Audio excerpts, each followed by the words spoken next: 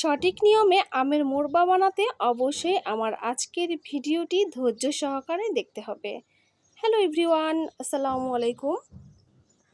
আজকের পর্বে আপনাদের সাথে শেয়ার করব কাঁচা আমের মোরব্বার রেসিপি। একেবারেই সহজ প্রসেসগুলোই আপনাদের সাথে তুলে ধরব। একেবারে আম, চিনি সকল কিছুর পরিমাপ সহ আপনাদের বুঝিয়ে বলবো। আপনারা যারা এখনও মোরব্বা বানাতে পারেননি, যারা মোরব্বা বানাতে ভয় পাচ্ছেন, আজকের রেসিপি তাদের জন্য। কথা দিতে পারি আজকের এই রেসিপি দেখার পরে আপনাদের আর কোনো সমস্যাই হবে না আমের মোরব্বা বানানোর জন্য। তো আমি প্রথমে নিয়েছি 1 কেজি পরিমাণ আম।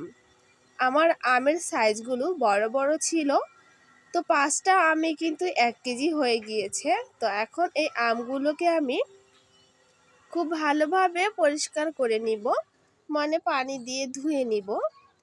তো আমের গায়ে কিন্তু অনেক ময়লা লেগে থাকে, সে কারণে আমি আমগুলো আগে ধুয়ে নিব, যাতে আমগুলো থেকে যখন খোসা ছাড়াবো তখন আমগুলো যেন ময়লা না হয়ে যায়।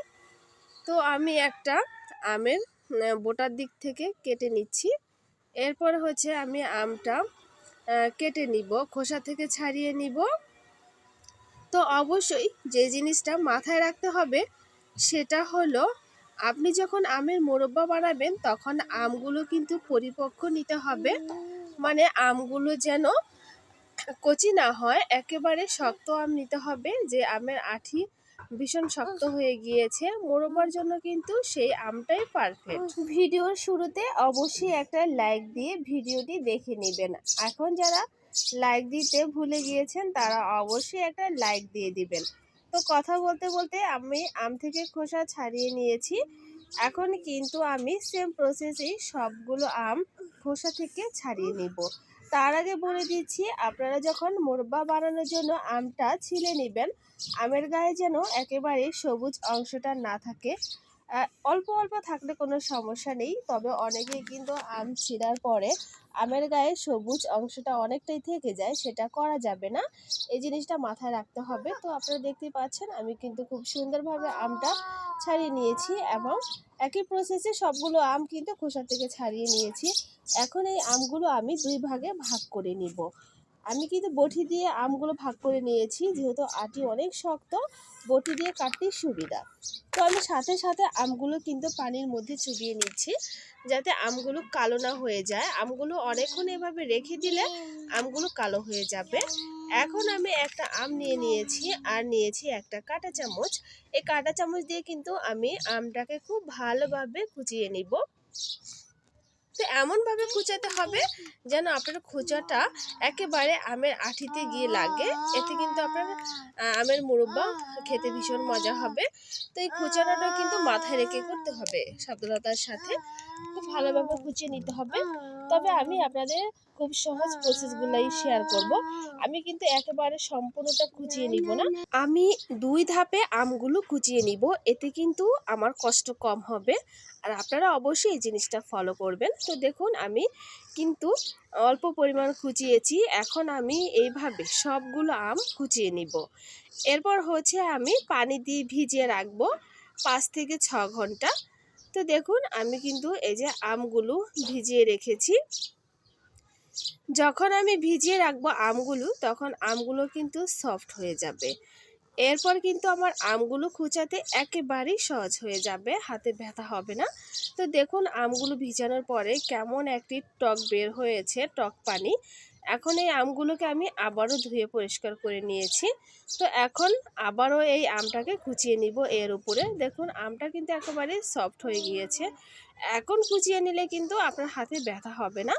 তো সেম প্রসেসে আমি আবারও আমগুলো কুচিয়ে নিয়েছি। দেখুন এখন কতটা সফট হয়ে গিয়েছে। আমি কিন্তু অফ ক্যামেরাতে কুচিয়ে নিয়েছি, আপনারা কিন্তু অবশ্যই 2 ধাপে কুচিয়ে নেবেন। আর যারা পারেন তারা একেবারেই 1 ধাপে কুচিয়ে নেবেন। তো আমি আমগুলো এখন খুব ভালোভাবে টক পানি থেকে হাতের সাহায্যে চিপে চিপে কিন্তু পানিগুলো বের করে নিয়েছি। 2 থেকে 3 বার কিন্তু এভাবে করে নিতে হবে, যাতে আমের ভিতরে যে টক টক ভাব আছে সেটা যেন বের হয়ে যায়। তো দেখুন আমি একেবারে পানি বের করে নিয়েছি। এখন আমি এর মধ্যে দিয়ে দিব চিনি। তবে চিনির পরিমাপটা অবশ্যই মাথায় রাখতে হবে। আপনি যতটুক আম নেবেন ঠিক ততটুক চিনি দিবেন আমের মোরব্বার ক্ষেত্রে। তো আমি যেহেতু 1 কেজি আম নিয়েছি, তো 1 কেজি চিনি দিয়েই কিন্তু আমি এই আমগুলো মেখে রেখে দিব 4 থেকে 5 ঘন্টা। তো আমার হাতে অনেক সময় ছিল, সে কারণে আমি এতক্ষণ রেখেছি। আপনারা চাইলে 1 থেকে 2 ঘন্টাও রাখতে পারেন। তো আমি দিয়ে দিলাম সিরকা। সিরকা দিয়ে কিন্তু এখন খুব ভালোভাবে এই আমগুলো মেখে নিচ্ছি। খুব ভালোভাবে মেখে রেখে দেওয়ার কারণে কিন্তু আমের ভিতরে খুব সুন্দরভাবে মিষ্টিগুলো ঢুকে যাবে। তো দেখুন কিছুক্ষণের ভিতরেই পানি ছেড়ে দিয়েছে। তো আমি ফিরে এসেছি 3 ঘন্টা পরে। তো দেখুন একেবারে চিনিগুলো গলে গিয়েছে। তো আমের কালারটাও কিন্তু চেঞ্জ হয়ে গিয়েছে। আপনারা যদি একটু লক্ষ্য করেন তাহলে কিন্তু বুঝতে পারবেন।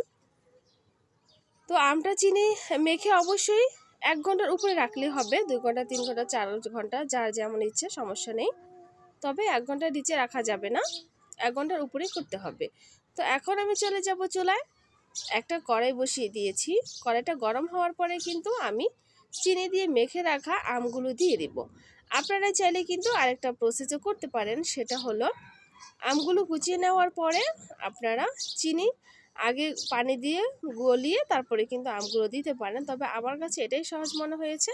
যারা নতুন তারা অবশ্যই আমার মতো করবেন। তো আমি দিয়ে দিয়েছি গরম মশলার গুঁড়া। আপনারা চাইলে আস্ত গরম মশলা দিতে পারেন। তো গরম মশলার গুঁড়া দিয়ে আমি উল্টে পাল্টে একটু সুন্দরভাবে নেড়ে চেড়ে দিলাম। এরপর একটা ঢাকনা দিয়ে ঢেকে দিব। ফিরে আসবো বলক আসার পরে। তো বলক উঠে গিয়েছে দেখতে পাচ্ছেন। এখন আমি চুলার তাপ কমিয়ে দিয়ে কিন্তু এই আমগুলোকে রান্না করে নিব 40 মিনিটের মতো। হালকা আছে কিন্তু মোরব্বা বানাতে হবে। তো দেখুন আমি হালকাভাবে একটু নেড়ে দিচ্ছি। আমি একটু চিনির সিরামটা আপনাদের দেখাচ্ছি। আপনারা যদি লাল করতে চান তাহলে কিন্তু অবশ্যই গুড় দিয়ে বানাবেন। আর চিনি দিয়েও কিন্তু আপনারা মুরব্বাটা বানাতে পারেন, লাল দেখা যাবে। সেটা হলো আগে চিনির সিরামটা করে নিতে হবে। তো আমের মুরব্বা আমার হয়ে গিয়েছে। আমি একেবারে 12 ঘন্টা পর ফিরে এসেছি আপনাদের সামনে। যেদিন বানিয়েছি তার পরের দিন সকালে আমি আপনাদের সামনে চলে এসেছি আমের মুরব্বা সঠিক এবং সুন্দর কালার দেখানোর জন্য। তো দেখুন আমি একটা পেলাতে কিন্তু ঢেলে নিয়েছি এবং শিরাগুলো উপরে দিয়ে দিচ্ছি। শিরাটা কিন্তু অনেকটাই ঘন হয়ে গিয়েছে। যখন আপনি চুলা থেকে নামাবেন তখন কিন্তু পাতলা দেখা যাবে, কিন্তু ঠান্ডা হওয়ার পরে কিন্তু শিরামটা অনেকটাই ঘন হয়ে যাবে। আর আপনারা কিন্তু কাচের বয়ামে করে এটা সারা বছর সংরক্ষণ করতে পারেন। আমি যেহেতু অল্প বানিয়েছি, আমার কিছুক্ষণের মধ্যে শেষ হয়ে যাবে, তাই কিন্তু আর আমি কাচের বয়ামে ঢুকিয়ে রাখবো না। প্লেটে নিয়ে আপনাদের দেখাচ্ছি। তো দেখুন কতটা সুন্দর হয়েছে। আশা করি আমার এই ভিডিওটি আপনাদের অনেক ভালো লেগেছে। আজকের মতো বিদায়। দেখা হবে নতুন কোনো ভিডিও নিয়ে। আসসালামু আলাইকুম।